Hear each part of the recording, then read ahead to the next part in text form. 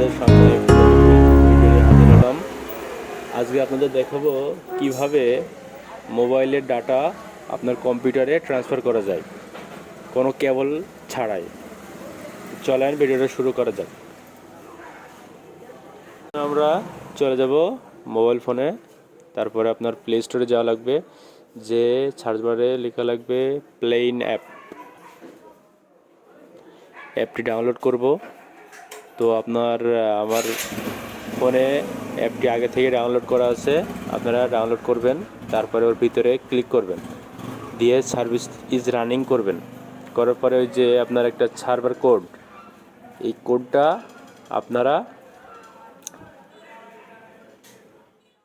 মুখস্থ করবেন, অন্যথায় দেখবেন। এবারে চলে যাবেন আপনাদের কম্পিউটার স্ক্রিনে, সেখানে যে কোনো একটি ব্রাউজারে যাবেন, ব্রাউজারে ওই যে কোডটি দেখলেন ওই কোডটি, সার্ভার কোডটি আপনারা বসাবেন। বসানো হয়ে গেলে আপনারা ইন্টার চাপবেন। ইন্টার চাপলে আপনাদের ওই সার্ভারে নিয়ে যাবে একেবারে আপনার ফোনে। ওখানে দিলে আপনার ফোনে ওই প্লেন অ্যাপে একটি ইনফরমেশন যাবে, ওখানে আপনার ইয়েস অথবা নো করতে বলবে। আপনার ইয়েস করলে আপনাদের ফোন আপনাদের কম্পিউটারে অটো কোনো কেবল ছাড়াই ডাটা ট্রান্সফার হবে। ধন্যবাদ। আসসালামু আলাইকুম।